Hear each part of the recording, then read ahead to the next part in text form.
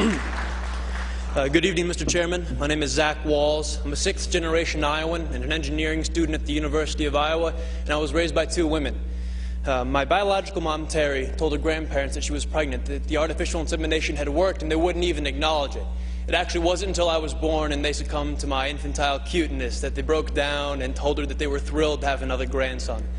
Unfortunately, neither of them lived to see her marry her partner, Jackie, of 15 years when they wed in 2009. My younger sister and only sibling was born in 1994. We actually have the same anonymous donor, so we're full siblings, which is really cool for me. And I guess the point is that our family really isn't so different from any other Iowa family. When I'm home, we go to church together, we eat dinner, we go on vacations. But we have our hard times too. We get in fights. Actually, my mom, Terry, was diagnosed with multiple sclerosis in 2000. It is a devastating disease that put her in a wheelchair, so we've had our struggles. But, we're Iowans. We don't expect anyone to solve our problems for us. We'll fight our own battles. We just hope for equal and fair treatment from our government. Being a student at the University of Iowa, the topic of same-sex marriage comes up quite frequently in classroom discussions. And the question always comes down to, well, can gays even raise kids? And the question, the conversation gets quiet for a moment because most people don't really have an answer. And then I raise my hand and say, actually, I was raised by a gay couple, and I'm doing pretty well.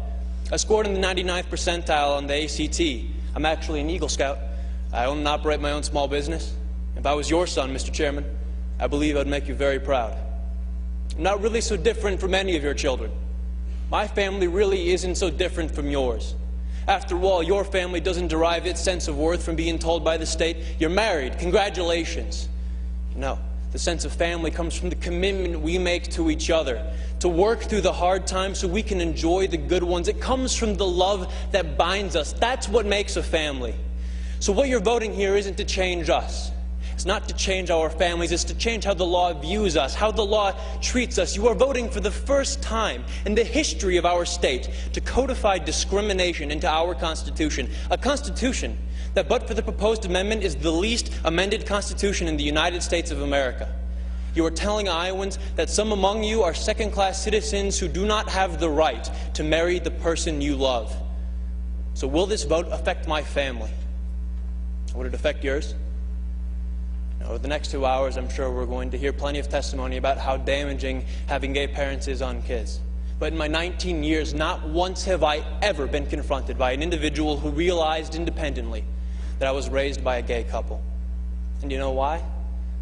Because the sexual orientation of my parents has had zero effect on the content of my character. Thank you very much.